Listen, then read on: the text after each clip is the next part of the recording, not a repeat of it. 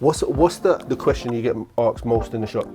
How much are your Yeezys? How much are your That's Yeezys? the number one asked That's question the in number the shop. one asked question. Yeah. Followed closely by, Is everything legit?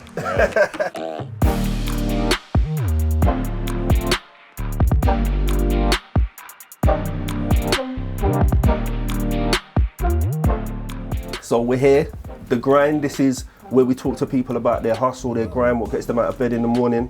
And we're here at Sneaker 63. How you doing, guys? Oh, good, man. Thanks for having us. Yeah, you want to introduce yourselves? Let us know where we are, what we're doing here. I'm Dominic. And I'm Jack.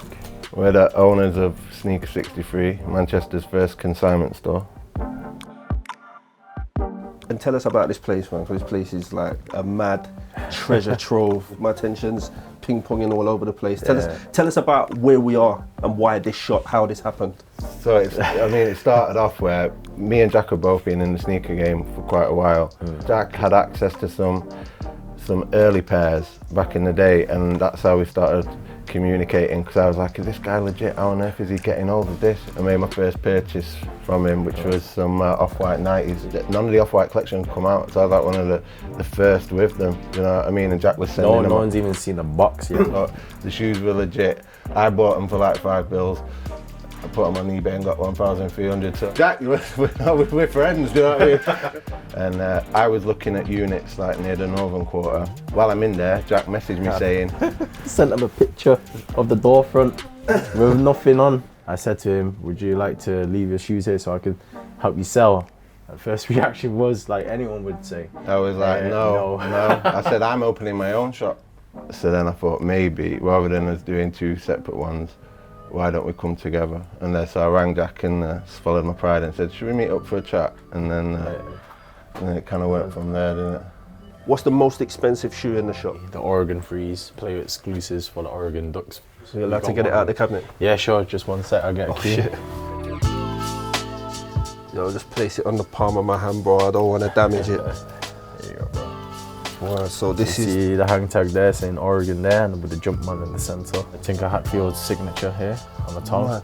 How much am I paying for this? 10 grand. Very mad, 10 stacks, you get me? Come on. Irresponsibility, like I'm sweating inside. Like, can you just break down in like quite simple terms for people that might not really know what a consignment shop is? And what it is we sell your item on your behalf. If you manage to cop a pair of off-white, I don't know, Jordan 5s, you might be worried about selling them online, you might be worried about doing a cash meet-up, you might be worried about doing a trade. Part of what we do is we facilitate a place where you can do all of that. And they bring their item in, they fill out a consignment form, which is like a little legal binding document. Once we have that information, we can sell it on their behalf.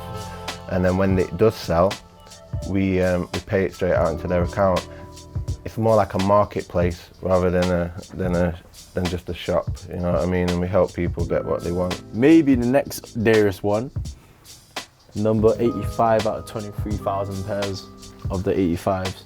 The Jordan 1 Retro 85. We got number 85. We got number 85 for the 85 Jordan, which is crazy.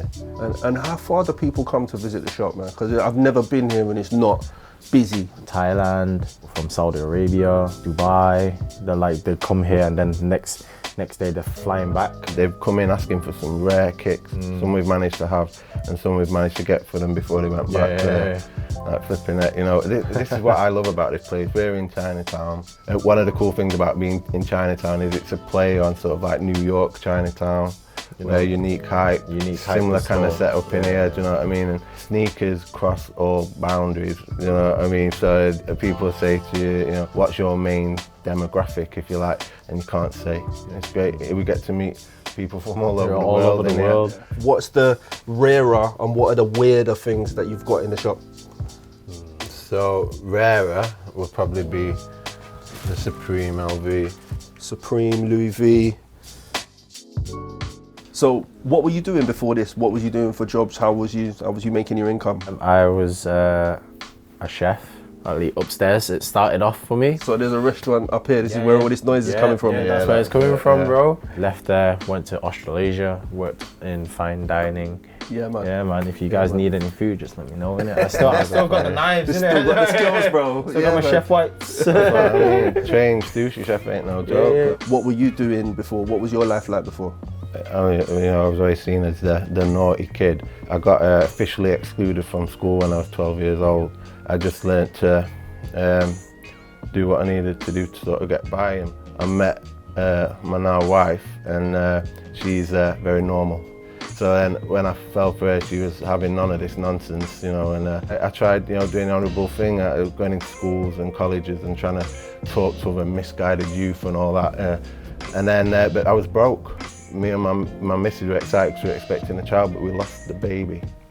And I think that's when I was really in a sort of a place where I was like, you know, forget all this. I've tried being good, it's not working. Now my birthday was coming up. She said to me, because you've been looking after me so much, do you want something for your birthday? I'm like, well, no, I don't really want anything. So I thought about it. Well, if I could have something, obviously within budget, but what could I have? And I said, you know what I'd like? A really funky, nice pair of Air Max 1s. And she was messaging, and she found pictures. It was the London Underground Air Max 1. And I was Googling the shoes, right? And it came up, eBay, £210. And I'm thinking, I knew about sneakers, but I didn't know about that side of it. And I'm thinking, 210, I've just paid £95. I went, right, well, I'd rather have used the money for going out or doing something else. So someone in Italy bought them.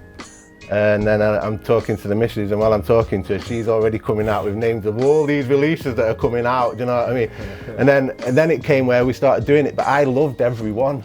I wanted to keep every one we got, and I only bought size 12s. I was like to my missus, they're the better size. The weirdest for most people, would it probably be the brick, Supreme house brick.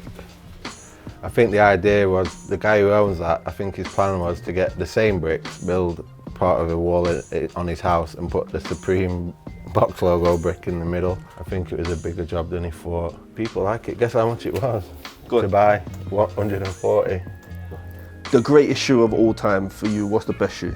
Best shoes right now is on my feet right now. This is the Shanghai's, the Kaleidoscopes, 97s. It's talking about the clouds and pollution in Asia. No one's doing anything about it, but Kashroo's projecting that design and idea with it. It kind of like got to me, and it's like struck out like, all right, this is sick, this is dope. For me, personally, it sounds like I'm just like showing my inner hype beast, but the reality is these, it's the OG Off-White Presto, and I have a few pairs of them. I have a beta pair, a nice pair, and a brand new pair that I just leave. And apart from Yeezys, these are right up there with comfortableness. Only 50 pairs. Wow. This is the year of the pigs.